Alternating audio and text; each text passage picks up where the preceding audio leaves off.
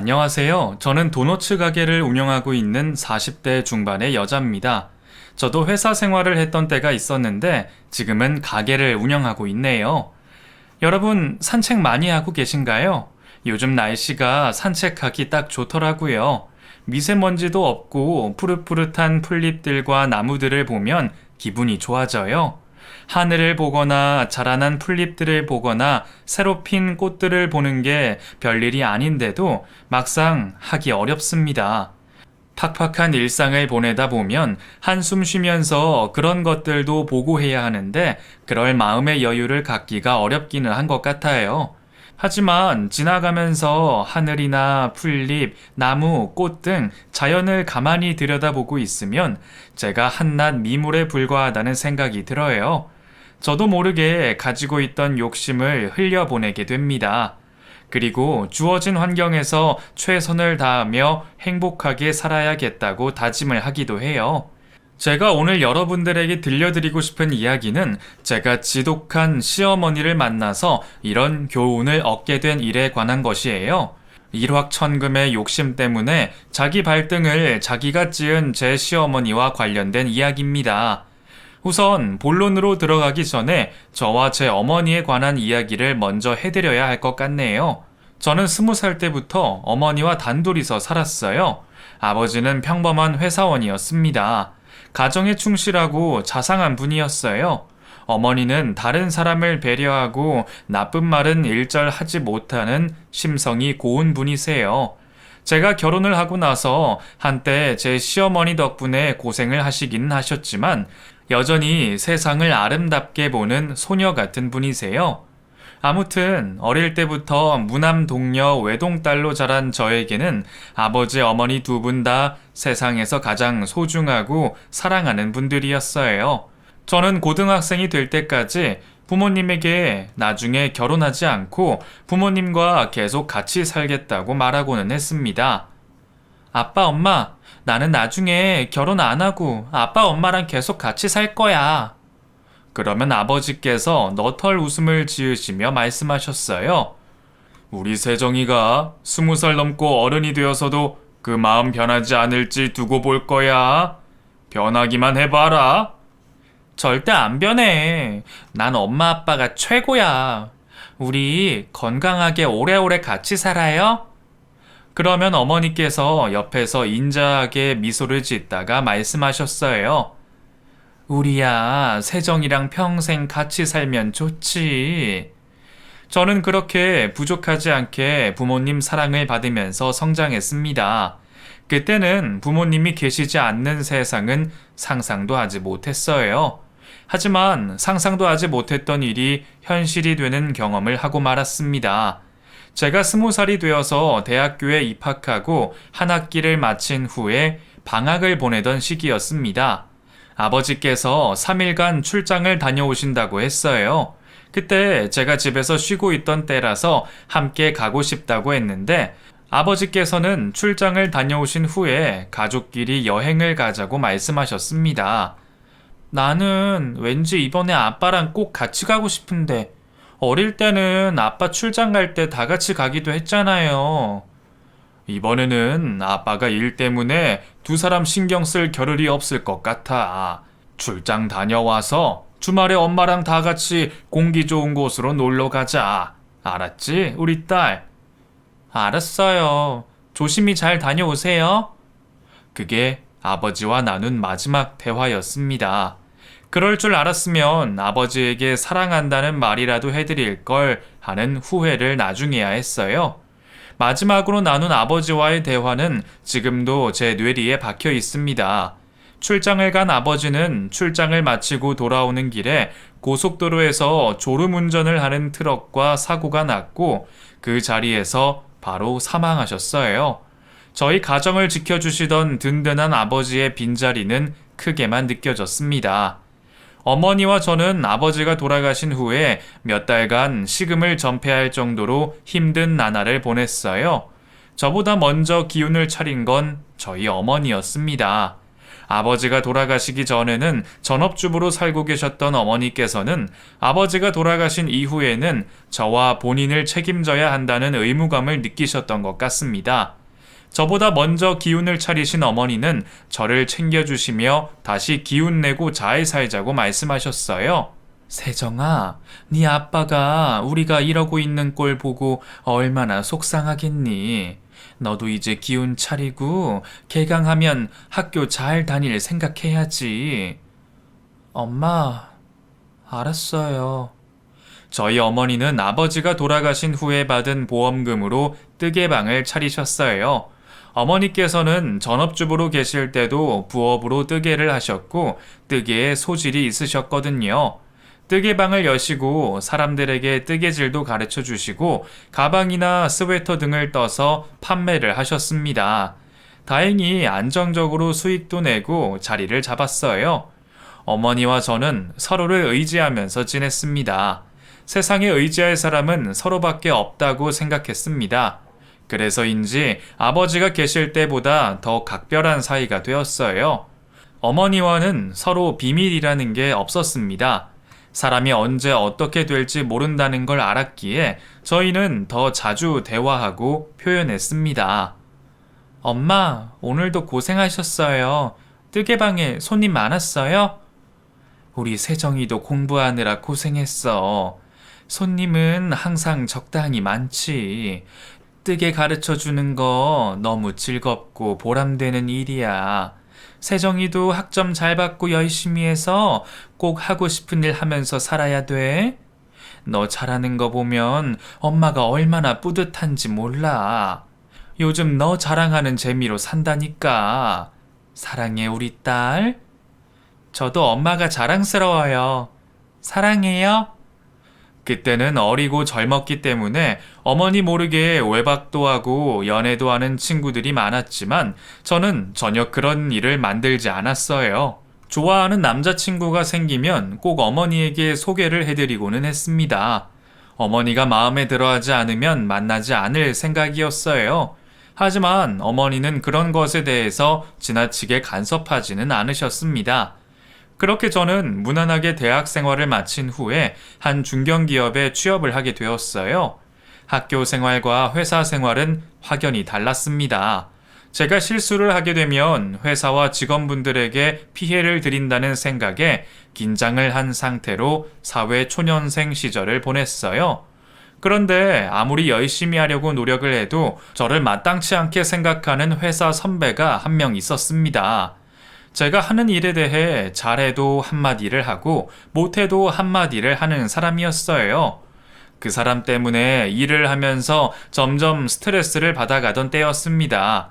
몇 달이 지나고 나서는 퇴사를 고민할 정도였어요. 그런데 그렇게 나쁜 사람이 있는가 하면 저에게 다정하게 대해주는 사람도 있었습니다. 저보다 1년 선배였던 사람이 제가 힘들어하면 어떻게 알았는지 와서 한마디씩 응원의 말도 해주고 일도 도와주고는 했어요. 세정씨, 많이 힘들죠? 이거 먹고 해요. 감사합니다. 제가 사드려야 하는데. 에이, 선배가 후배 챙겨야죠. 힘든 거 있으면 언제든지 이야기해요. 혼자 꿍하고 있지 말고. 그 말을 듣는데 어쩐지 울컥해서 저도 모르게 눈시울이 붉어졌어요. 그런 저를 보고 그 사람이 당황하더라고요. 왜 그래요? 진짜 힘든가 보네. 오늘 끝나고 나랑 밥 먹으면서 이야기 좀 해요. 내가 밥 사줄게요. 네. 그리고 그날 저녁에 그 회사 선배와 식사를 하면서 제 고충을 이야기했어요. 저를 괴롭히는 선배에 관한 이야기는 하지 않았습니다. 그런데 이미 다 알고 있더라고요. 세정씨, 제 동기 때문에 많이 힘들죠? 걔가 원래 좀 잘하는 사람한테는 그렇게 더 푸시를 하는 애예요. 세정씨가 잘하니까 그런 거예요.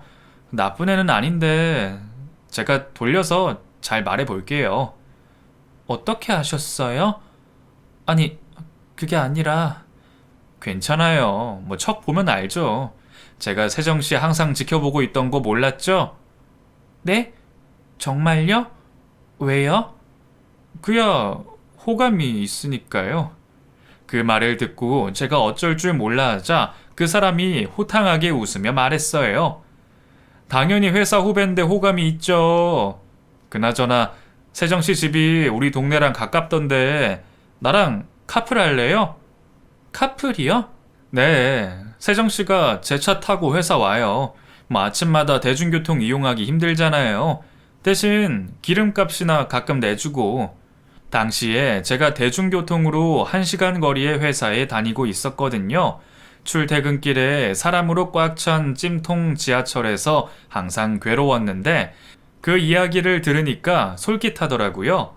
그래서 아무 의심 없이 제안을 받아들였습니다. 그날 이후로 그 선배와는 급속도로 친한 사이가 되었어요. 청춘 남녀가 붙어 있다 보니 자연스럽게 연애 감정도 생기더라고요. 항상 다정하고 남의 말에 귀를 기울일 줄 아는 그 사람에게 저도 남다른 감정을 느끼기 시작했습니다. 그리고 결국 그 사람의 고백으로 인해서 회사에서 다른 직원들 모르게 사내 연애를 하게 되었어요. 저를 응원해주고 걱정해주는 제 짝이 생겼다는 게 그렇게 행복하고 든든할 수가 없었습니다. 저희는 티를 내지 않으려고 노력했지만 사귀는 동안 저희의 연애를 눈치채는 사람들이 하나 둘씩 늘어갔어요. 세정씨, 그 민재씨랑 사귀지? 네? 아니에요. 그냥 동네가 같아서. 사귀잖아. 아니, 뭘 숨기고 그래. 이미 소문 다 났어. 정말요? 어머, 정말 사귀나 보네? 결국 저희는 사귄 지 반년 만에 회사 내에 공식 커플이 되어 있었습니다. 사내 연애라는 게 굉장히 불편한 거더라고요. 사람들의 시선이 신경 쓰이지 않을 수가 없었어요. 그러던 찰나에 남자친구가 공기업에 취업을 하겠다면서 공부를 시작했고 결국에 시험에 합격해서 공기업으로 이직을 하게 되었습니다. 그렇게 목표를 성취하는 그 사람이 존경스러웠어요. 저희는 꾸준히 서로에 대한 마음이 변치 않았고 2년여를 사귄 끝에 남자친구의 청혼을 받게 되었습니다. 세정아, 우리 이제 결혼하자. 나도 이제는 안정적인 가정을 꾸리고 싶어. 너랑 평생 함께 행복하게 살 자신도 있고. 나 믿어줄래? 당연하지.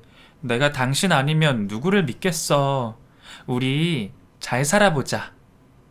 남자친구도 아버지가 계시지 않았어요. 어머니와는 가까운 동네에 살기는 했지만 남자친구는 혼자서 따로 살고 있었습니다. 남자친구의 말로는 어머니와 아버지가 남편이 아이였을 때 이혼을 하셨다고 했습니다. 그래서 아버지의 얼굴은 본 적도 없다더라고요. 당시 결혼 전에 저는 저희 어머니도 혼자 지내시니까 두 분이 친구처럼 좋은 관계가 될 수도 있겠다고 행복한 꿈을 꾸었네요. 그게 정말 이뤄질 수 없는 꿈이라는 건 결혼 후에 알게 되었고요. 저희는 양가의 반대 없이 무난하게 결혼을 진행했습니다. 결혼 비용은 저희가 모아둔 돈으로 했고 아파트는 대출을 받아서 공동 명의로 해두고 함께 갚아 나가기로 했어요. 저희 어머니께서는 아버지가 남긴 재산을 그대로 통장에 넣어두고 계셨고 제 결혼에 집을 해주고 싶다고 말씀하셨지만 저와 남편이 극구 사양했습니다. 저는 그 돈을 나중에 어머니의 노후 생활 편하게 하는 데 쓰시라고 항상 말씀드리고는 했어요. 그런데 상견례 자리에서 저희 어머니가 저희가 대출을 받아서 집을 구할 거라는 말씀을 드리자 본인이 아파트를 구해주겠다며 그 이야기를 하신 겁니다. 상견례 자리 내내 관심도 없다는 듯이 시큰둥하게 앉아있던 시어머니가 그 이야기를 듣자마자 눈빛이 초롱초롱 빛나는 걸 볼 수 있었습니다. 어머 사돈, 그 돈을 그렇게 그냥 냅두고 있었어요? 아깝게 그 돈을 왜 애들 아파트 사는데 보태? 애들은 애들끼리 잘 살겠지. 재테크할 줄 모르시는구나. 제가 좀 도와드릴까? 시어머니가 그렇게 말하자 당시에 남자친구가 고개를 절레절레 흔들며 그런 말씀하지 말라고 본인 어머니를 말렸어요. 그러자 시어머니가 벼락같이 화를 냈습니다. 엄마, 그런 말씀하지 마세요. 얘는 내가 뭘 어쨌다고 그래? 돈은 굴려야지 더 커지는 법이야. 엄마, 왜? 그때 남자친구가 왜 그런 반응을 보이는지 어리둥절했지만 상견례 자리가 끝난 이후에 이유를 들을 수 있었습니다. 아까 큰 소리 내서 미안해. 우리 엄마가 주식하고 땅 투자하고 이런 거 하다가 몇 번을 말아먹었거든. 아, 그런 사연이 있었구나. 응, 그 친가 쪽이 좀 부유하셨거든. 할머니, 할아버지 돌아가시고 받은 돈으로 재테크 한다면서 여기저기 돈 쓰시다가 이제는 본인 사는 집만 한 채 남아있어. 그래, 어머님도 뭐 잘해보고 싶어서 그러셨겠지. 네가 같이 안 살아봐서 그래. 사실 내가 엄마한테 쌓인 게 좀 많아. 하여튼 우리 엄마 말은 신경 안 써도 돼. 장모님한테도 그렇게 말씀드려줘. 알았어. 저는 설마 시어머니 될 분이 저희 어머니에게 해코지를 할 일이 있을까 싶어서 대수롭지 않게 넘겼습니다. 그리고 저희는 많은 사람들의 축복 속에서 결혼식을 올리게 되었어요. 저희 친정과 시어머니 댁과는 차로 30분 떨어진 곳에서 신혼살림을 시작했습니다. 그런데 결혼 후에 저희 친정엄마가 만두를 하셨다고 해서 친정엄마 댁에 들렸던 적이 있어요. 남편은 야근을 해서 저 혼자서 가게 됐습니다. 어머니가 하시는 뜨개방으로 갔는데 웬일인지 저희 시어머니도 함께 계시더라고요. 세정이 왔니? 내가 사돈이랑 친해지고 싶어서 뜨개방 놀러 왔어. 아, 그러세요? 저야 두 분이 친하게 지내시면 좋죠. 그러니까 그 집도 뭐 걸어서 15분 거리인데 사돈이기 전에 혼자 사는 동년배끼리 잘 지내면 좋잖아. 그쵸, 사돈? 시어머니가 그렇게 말씀하셨고 저희 친정 어머니는 난감한 표정을 짓고 계셨습니다. 세정아, 만두 가지러 온 거지? 집에 같이 가자. 사돈도 만두 좀 드릴까요? 아이고, 우리 사돈이 만두를 다 빚으셨구나.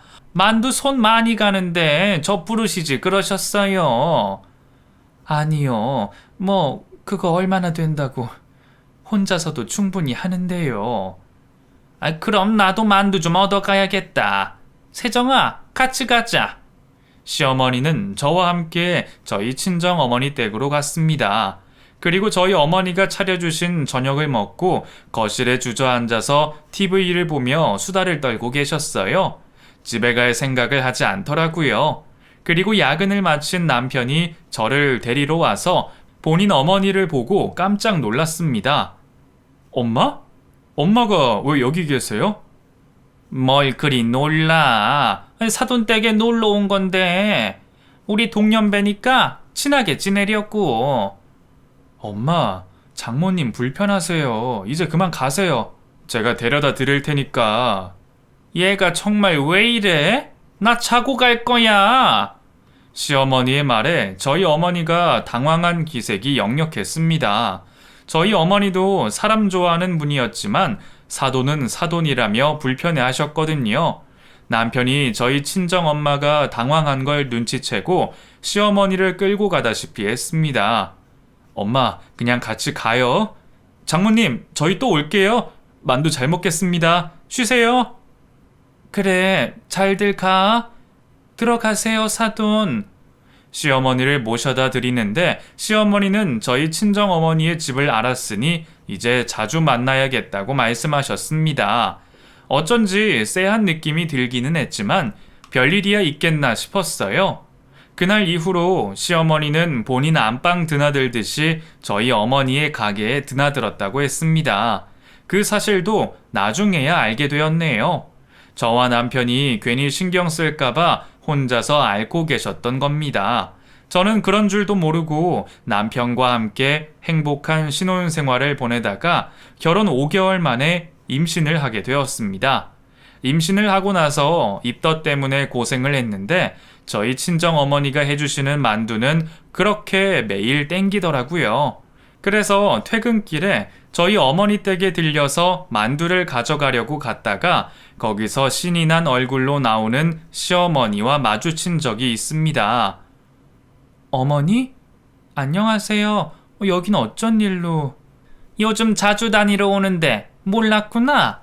너 임신했다며? 몸 관리 잘해. 나는 바빠서 가볼게. 어머니 요즘 많이 바쁘세요? 전화도 잘 안 받으시고 민재 씨랑 찾아뵈려고 했는데. 뭘 귀찮게 와. 난 괜찮으니까 너희 어머니나 잘 보고 가라. 나 갈게. 집으로 들어갔더니 저희 친정어머니는 한숨을 푹 내쉬고 있었습니다. 엄마, 나 왔어요. 근데 우리 어머님 자주 오셔? 웬일이시래? 그게... 아니다. 말해 뭐해. 너 입덧하는 건 좀 괜찮아? 왜 그런 걸 담고 그러냐? 저희 친정엄마가 무슨 말씀을 하시려다가 마셨어요. 그러게 누가 엄마 딸 아니랄까봐. 근데 나 엄마 만두가 그렇게 땡겨. 그래서 미리 쪄놨어. 먹고 가져가. 엄마 고마워요. 귀찮게 해서 죄송하고요. 귀찮기는 100번 1000번도 해줄 수 있어. 만두 그까짓 거 뭐 우리 딸이 좋아한다는데. 그때 무슨 말을 하려고 했는지 더 캐물었어야 했는데 저는 만두에 정신이 팔려서 더 캐묻지 못했습니다. 제가 입덧을 하느라 부엌 근처에도 가지 못해서 남편은 퇴근하면 혼자서 밥을 지어 먹었어요. 왠지 미안했지만 남편이 저를 배려해줘서 너무 고마웠습니다. 그렇게 10달이 지나고 저는 예쁜 딸아이를 출산하게 되었어요. 출산 후에는 조리원에서 일주일만 머물기로 했습니다. 저희 친정 엄마는 뜨개방 문도 닫으시고 제가 있던 산후조리원에 내내 계시며 제 곁을 지켜주셨어요. 그리고 남편이 시어머니를 모시고 제가 조리원에서 퇴소하기 3일을 앞둔 날에야 겨우 왔더라고요. 사돈도 계셨네. 우리 며느리 고생 많았어. 네, 어머니. 감사해요. 내가 요즘 이래저래 바빠서 늦게야 와봤네. 사돈 덕분에 내가 좋은 종목에 이리저리 주식 투자를 많이 해놨거든. 그거 분명히 대박 날 거야. 그러면 우리 손녀 내가 좋은 꽃가옷 해줄게. 그 말을 듣고 저도 제 남편도 무슨 소리를 하는 건지 어리둥절했습니다. 저희 친정엄마는 그 말에 고개를 푹 숙여버렸어요. 뭔가 일이 생겼구나 싶어서 제가 시어머니에게 물었습니다. 네? 그게 무슨 말씀이세요? 저희 어머니 덕분에요? 응, 내가 사돈한테 내 땅 팔았거든. 그 말을 듣자마자 남편이 괴성을 질렀습니다. 엄마! 그 땅을 장모님한테 파셨다고요? 아유, 깜짝이야. 왜 소리를 질러? 그거 죽은 땅이라고 하셨잖아요. 팔리지도 않는다고 하시더니. 아니, 그 땅이 나중에 어떻게 될지 누가 알아? 너희 장모가 흔쾌히 사셨어. 그쵸, 사돈? 시어머니의 말에 저희 친정엄마가 억지로 고개를 끄덕였습니다. 내가 뭐 꽁으로 그 땅 판 줄 알아? 나 주식 잘 되면 다 너희한테 돌아갈 거야. 남편은 그렇게 당당하게 말하는 시어머니를 끌고 조리원 밖으로 나갔습니다. 그리고 저는 저희 친정엄마에게 이게 어떻게 된 일이냐고 물었어요. 엄마가 무슨 돈이 있다고 땅을 사? 설마 아빠가 남긴 그 돈? 아휴, 너희 시어머니 정말 지독한 사람이야. 내가 얼마나 괴로웠는지 아니? 뜨개방에 매일 찾아오고 밤만 되면 술 먹자고 우리 집 와서 술판 버리고 그 땅 사라고 난리를 부렸어. 뭐? 진작 나한테 말을 하지 그랬어. 그 돈 엄마 노후 자금인데. 아까 민재 씨 말로는 그 땅 죽은 땅이라는데? 제 말에 저희 어머니가 눈물을 흘리며 가슴을 치셨습니다. 나도 알아. 몇 달이나 문지방 닳도록 드나들면서 그 땅 사라고 하는데 나는 절대 안 사려고 했거든? 근데 어디서 찾았는지 내 인감노장 가지고 이미 부동산에 가서 나한테 사인하러 오라고 하더라고. 안 된다고 했는데, 아휴, 나도 바보 천치지. 아주 깡패처럼 서서 강매를 시키는데, 나도 어쩔 수가 없더라. 엄마, 왜 그랬어? 그런 일이 있었으면 민재 씨나 나한테 이야기하지. 너 임신도 하고 김서방도 일하느라 바쁜데 신경 쓰일까봐. 아유, 정말. 나 시어머니 용서 못해. 이거 완전 사기잖아. 사기는 아니지. 내가 어쨌든 직접 가서 산 거니까. 억지로 강매시킨 거잖아요. 저는 화가 나서 피가 거꾸로 솟는 기분이었어요. 시어머니와 이야기를 마치고 온 남편은 저와 저희 친정엄마 앞에서 무릎을 꿇으며 사죄했습니다. 장모님, 정말 죄송해요. 저희 엄마가 그 땅을 장모님한테 팔 줄은 정말 몰랐어요. 제가 어떻게든 그 땅 사신 돈 되돌려 드릴게요. 김서방이 무슨 죄야. 괜찮아. 나는 너희 잘 사는 모습만 보면 돼. 아니에요, 장모님. 세정아, 정말 미안해. 나도 우리 엄마 용서 못해. 앞으로 저희 어머니한테 연락 오는 거 다 차단하세요. 제가 장모님 가게 앞에 얼씬도 하지 말라고 말을 해놨는데 만약에 또 와서 허튼 짓 하면 그때는 꼭 저한테 말씀해 주시고요. 세정이, 너도 우리 엄마 연락 받지 마. 그래도 어떻게 그래. 남편은 완강하게 본인 어머니와 연을 끊겠다고 했습니다. 저도 시어머니를 용서할 수 없었기 때문에 그날 이후로 시어머니에게 연락을 하지 않았습니다. 시어머니는 워낙에 자기 입속만 차리고 자유분방한 사람이라서 명절에 찾아가지 않거나 전화를 하지 않아도 따로 저에게 연락 한 통 하지 않았어요. 저는 저희 친정 어머니의 도움으로 아이를 키우며 직장 생활도 꾸준히 할 수 있었어요. 그리고 그 덕분에 신혼집으로 산 아파트 대출금도 다 갚게 되었습니다. 시어머니와는 5년간 연락을 하지 않고 지냈어요. 그러다가 어느 날 회사에 있는데 저희 친정 엄마로부터 연락이 왔습니다. 회사에 있을 때 연락하는 분이 아니라서 무슨 일인가 싶어서 전화를 받았어요. 여보세요? 엄마? 세정아, 지금 야단 났어. 너희 시어머니가 대낮부터 술에 잔뜩 취해서 뜨개방에 찾아왔어. 우리 시어머니가? 왜? 나더러 우리 집에서 같이 살자고 울고불고 난리도 아니야. 웬만하면 너한테 알리기 싫었는데 도저히 감당이 안 돼서 전화했어.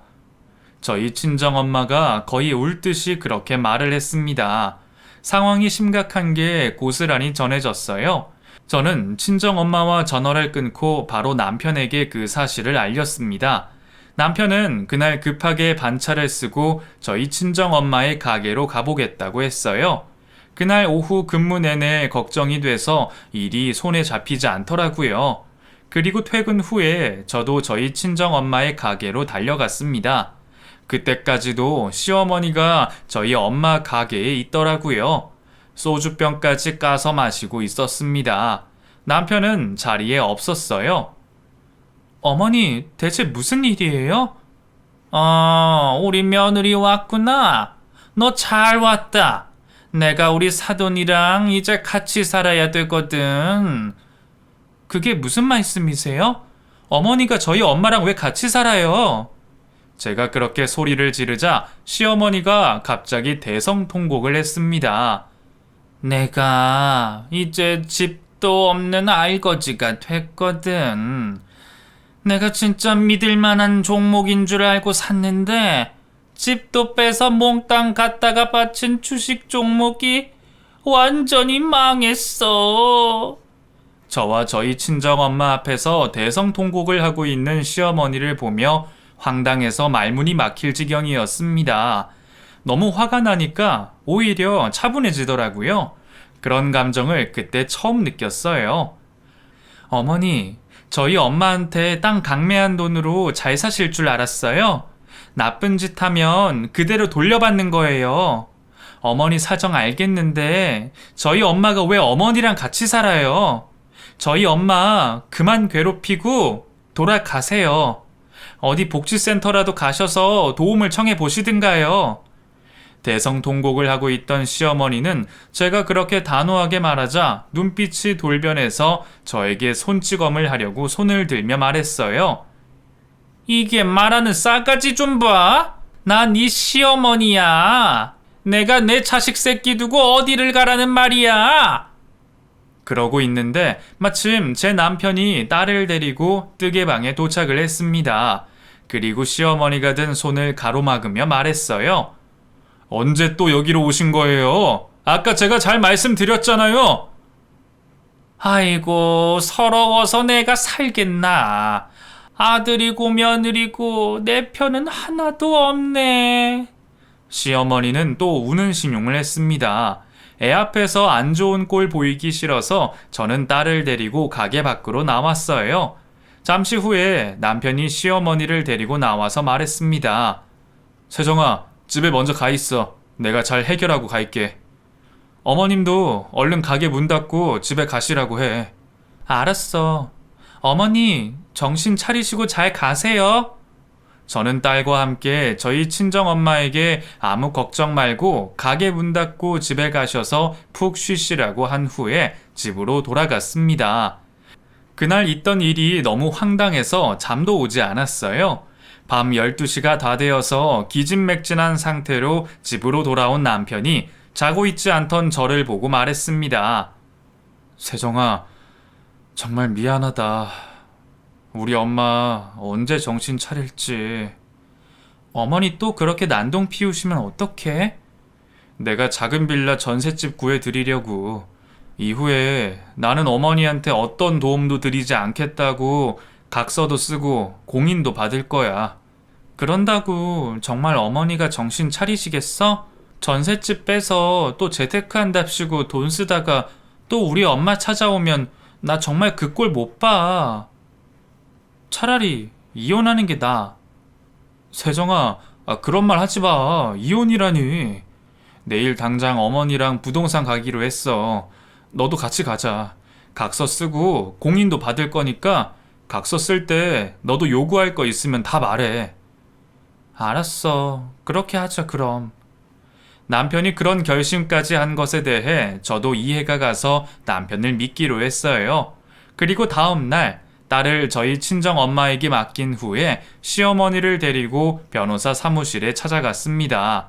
남편도 저도 시어머니가 더 이상 저희에게 금전적으로나 정신적으로 어떠한 피해도 끼치지 않겠다는 각서를 쓰게 하고 공증을 받았어요. 그리고 나서야 부동산으로 함께 이동을 했습니다. 시어머니는 각서를 쓰고 부동산까지 가는 내내 투덜거리더라고요. 내가 각서까지 쓰고 이런 꼴을 당해야 돼? 참나, 그 주식만 잘 됐어도 너희가 나를 이런 취급했겠어? 내 앞에서 설설 기면서 콩국물이라도 떨어질까 안절부절 못했을 텐데 내가 그 꼴을 봤어야 했는데. 어머니, 제발 허황된 꿈 좀 그만 꾸세요. 저희가 집은 어떻게 해드리겠는데 이제 더 이상은 못 해드려요.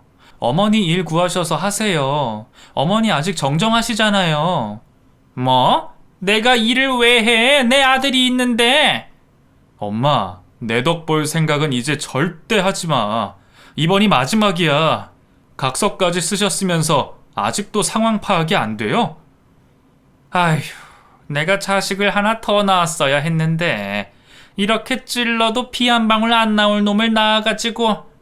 시어머니의 말도 안 되는 신세 한탄을 들으며 저희는 최대한 저희 친정엄마가 사는 곳과 멀리 떨어진 지역의 부동산에 도착했어요.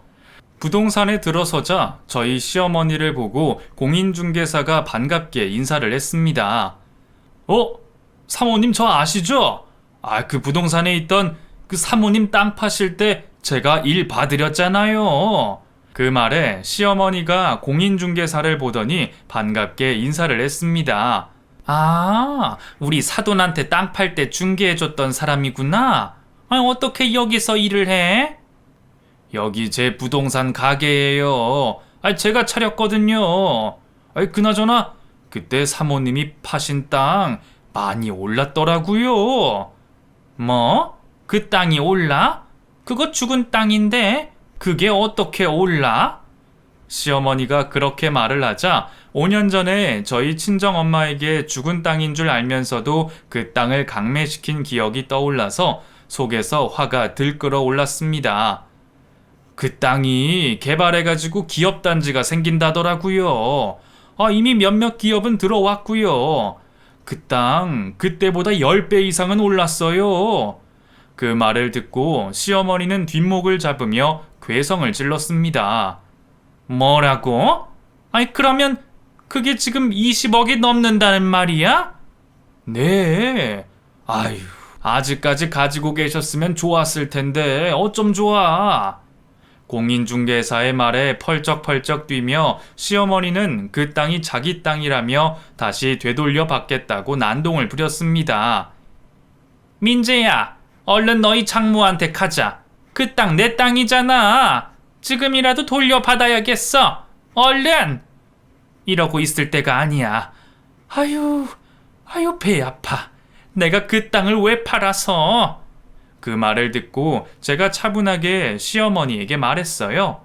그게 왜 어머니 땅이에요? 그거 저희 엄마한테 강매하셨잖아요. 참나, 하늘도 노하셨나 보네. 어머니 했던 짓 그대로 되돌려 받으시네요. 그러게 욕심부리지 않으셨으면 어머니 원하시던 대로 한탕 크게 하셨을 텐데 어떡해요. 제가 일부러 놀리듯이 그렇게 말하자 시어머니 얼굴이 울그락불그락해지더니 또 제 뺨을 내리치려고 손을 들었습니다. 그 손을 남편이 막았고요. 엄마, 전셋집 얻기 싫으세요? 저희 그냥 갈까요? 그러자 시어머니는 바닥에 주저앉아서 떼쓰는 애처럼 발을 구르며 울고불고 난리를 쳤습니다. 그 땅 내 땅인데 20억이 내 돈인데 아이고 배야, 아이고 배야. 엄마, 계속 그러고 계실 거면 저희 그냥 갈게요. 가긴 어딜 가? 각서대로 집은 해주고 가야지. 어머니, 말씀 잘하셨네요. 그럼 전셋집 구해드릴 테니까 그 이후에 어머니도 각서대로 행동해 주세요. 아셨죠?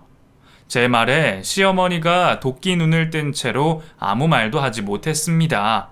그리고 저희는 모든 상황을 지켜보고 있던 공인중개사 분을 통해서 금방 빌라 전셋집을 구하고 계약까지 해드렸어요. 그리고 시어머니는 빈집이었던 그 빌라로 들어가서 살았습니다. 부동산에서 잔금까지 다 치른 후에 저는 속이 후련하더라고요. 그리고 남편에게 말했어요. 어머님, 이제 더 이상 우리 엄마 괴롭히는 일 없겠지? 또 그러면 어떡해? 나 불안해. 세정아, 걱정하지 마. 그런 일 없을 거야. 각서까지 썼잖아. 각서대로 안 하면 전셋집 다 빼기로 했는데 우리 엄마 갈 데도 없어. 당신 마음 약해지면 안 돼? 전혀. 나도 우리 엄마 이 기회에 제발 좀 정신 차리고 살기를 바랄 뿐이야. 하지만 나중에 시어머니가 그 땅을 되찾을 수 있는지 이리저리 변호사를 찾아다니며 수소문했다는 이야기를 건너 전해 들을 수 있었습니다. 그 이야기를 들은 전 있던 정도 다 떨어지더라고요. 아무튼 시어머니 전셋집을 구해준 다음부터는 시어머니와 관련해서 일절 관심을 끊기로 마음먹었어요. 그리고 그날 이후에 저는 저희 친정엄마와 함께 부동산을 찾아서 시어머니가 강매한 그 지긋지긋한 땅을 10배가 넘는 이익을 남기고 팔아버렸습니다. 땅을 팔고 남은 돈은 어떻게 해야 할지 몰랐는데 얼마 지나지 않아서 공인중개사가 고급 정보라며 저희 친정엄마에게 건물을 매입하라고 이야기를 했던 모양이에요. 저와 남편과 함께 상의한 끝에 신도시에 나온 7층짜리 건물을 저희 친정엄마 명의로 매입하게 되었어요. 악독한 시어머니 때문에 울며 겨자 먹기로 산 땅이 그렇게 값어치가 뛰어서 어쨌든 결과적으로는 저희 어머니에게 큰 복이 되어 돌아왔네요. 저희 친정엄마는 더 이상 뜨개방을 하지 않으셔도 될 만큼 한 달에 많은 건물 임대료를 받고 계십니다. 하지만 여전히 뜨개방을 운영하고 계세요. 일하는 게 좋다고 하시면서요. 그리고 저희가 학군 좋은 동네에 평수 넓은 아파트로 이사를 하는데 많은 돈을 보태주셨습니다. 남편이 받지 않겠다고 했지만 저희 친정엄마가 기어코 저희에게 돈을 보내주셨어요. 과정이야 어떻게 됐든 결과적으로 내가 사돈 덕분에 부자가 됐는데 너희 집 정도는 해줘야지. 장모님, 정말 괜찮아요. 제가 어떻게 그 돈을 받아요? 괜찮기는 그냥 받아줘. 그래야 내 속도 편해. 그나저나 사돈은 요즘 잘 지내나? 네, 지금은 지방에 친구분이 하시는 가게에 가셔서 일하고 계세요. 그래, 참 다행이네. 네, 저희 어머니 생각만 하면 장모님 별 면목이 없네요. 아이고, 그런 소리 다시는 하지 마. 우리 김서방이 얼마나 든든한 사위인데 그때 일은 애저녁에 다 잊었어. 그러니까 김서방도 앞으로 잘 살 생각이나 해. 저희 가족은 여전히 친정 어머니의 도움으로 얻게 된 아파트에서 지내고 있어요. 제 딸은 어느새 이제 중학교 2학년이 되었습니다. 외할머니를 얼마나 잘 따르는지 몰라요. 뜨개질이 학교 수행평가로 나왔다면서 외할머니 뜨개방에서 뜨개질을 배우고 어찌나 애교를 부리던지 딸은 공부도 잘하고 성격도 좋아서 인기가 많습니다. 저는 딸이 초등학교 2학년이 되었을 때 다니던 회사를 그만두고 저희 엄마가 가지고 계신 건물에 유명한 도너츠 가게를 오픈했어요. 가게는 한 달 매출이 꽤 많은 상태로 그렇게 큰 변화 없이 일정 수준으로 잘 유지되고 있습니다. 저희 시어머니와 저는 연락을 하지 않지만 남편이 명절 전후로 가끔씩 찾아뵙는 모양이더라고요. 지금은 일확천금의 꿈을 버리고 친구 가게에서 성실하게 열심히 일한 덕분에 지방에서 작은 카페를 차리고 운영하고 계시다고 들었습니다. 어머님한테 나도 인사드리러 갈까? 가끔 제가 그렇게 물으면 남편은 질색을 하면서 대답하고는 해요. 아니야. 언제 또 돌변할지 어떻게 알아. 내가 우리 엄마 평생을 봐왔지만 아직도 여전히 잘 모르겠어. 그냥 이렇게 사는 게 편하잖아. 그런 거 신경 쓰지 마. 그래, 알았어. 그래도 어머니 카페 잘 된다고 하니까 마음이 놓이네. 저희 친정 엄마는 몇 년 전부터 혼자서 불우한 환경 속에서 아이를 키우는 한부모 가정에게 기부금을 보내고 계십니다. 여유가 생기시니까 베풀고 싶다고 하시더라고요. 기부도 하시고 보육원에 봉사도 하러 다니고 계세요. 저도 저희 친정엄마와 함께 봉사를 하러 다니고 있습니다. 저도 미혼모 가정에 매달 기부금도 보내고 있어요. 앞으로도 꾸준히 할 생각이에요. 저는 앞으로도 제 가정 잘 지키면서 욕심 부리지 않고 사회에 조금이나마 보탬이 되는 사람으로 살 생각입니다. 못된 마음으로 다른 사람에게 피해를 주면 그 죗값을 반드시 받게 된다는 걸 눈으로 보고 경험해서 저는 그 말을 믿게 되었어요. 여러분도 혹시나 주변에 저희 시어머니처럼 본인 욕심 때문에 남을 괴롭히는 사람이 있다면 꼭 멀리 하시기를 바랄게요. 사연을 쓰다 보니 참 다시 한번 사람 일 모르는 거라는 생각이 드네요. 이제 조금 있으면 더운 여름이 될 텐데 여러분 건강관리 잘 하시고 좋은 일만 가득하시기를 바랄게요. 제 이야기 들어주시느라 시간 내어 주셔서 정말 감사합니다.